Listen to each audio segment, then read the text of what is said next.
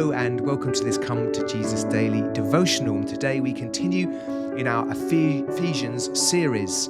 Today's devotional is entitled The Mystery of God's Will Revealed.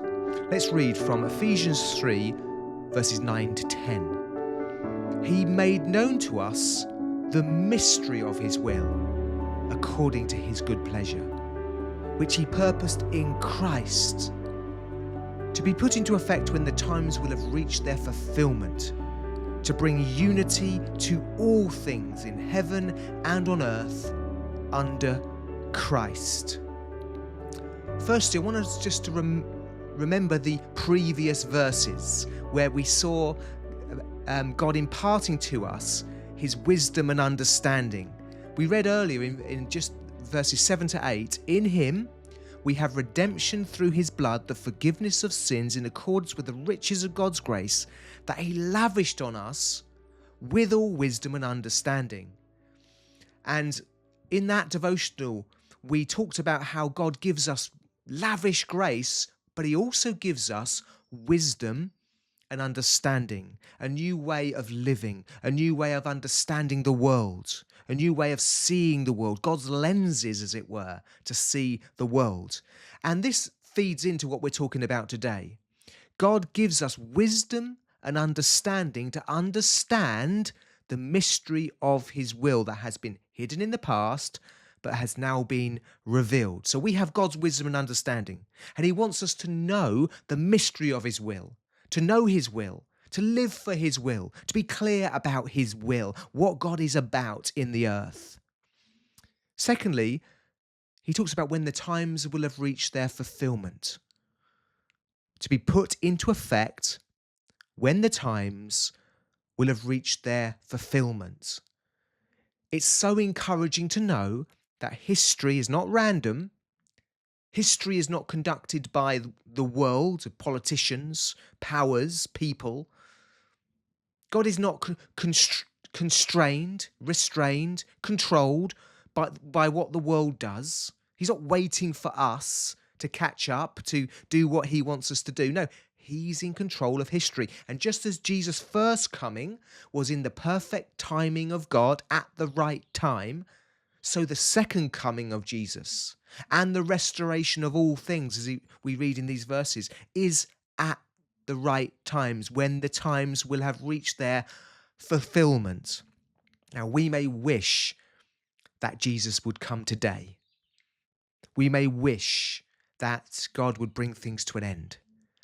But we need to remember that God is in control. He is good. He's loving. He's wise. He is omniscient. He knows all things. He's the Alpha and the Omega. We need to trust him with history. His coming is secret. We don't know when he's coming. If you think you know, you're wrong. His coming will be at the right time, when the times will have reached their fulfillment. And he says that he's going to bring all things under Christ. That's the mystery of his will. What was foreshadowed in the Old Testament, what we see prophesied in the Old Testament, this mystery, it's there, but it's now revealed. The great mystery of God's will is that he's going to restore all things in Jesus. The heavens, the earth, all things renewed and restored to their original perfection. All that was damaged by the fall is being overcome by Jesus Christ and the power of the cross. All things being brought together under Christ. There will be perfect unity. The devil and his hordes will be destroyed. All sin and all the causes of sin will be overcome. And there will be perfection and joy in the presence of God in the new heavens and the new earth. That's the mystery of God's will that he's revealed to us, and he wants us to live in the good of, to enjoy now, to look forward to now. That's the hope that we're looking forward to. So in response, do we trust that our lives and that the world and that the history that history is in God's loving and capable hands? We may not understand everything.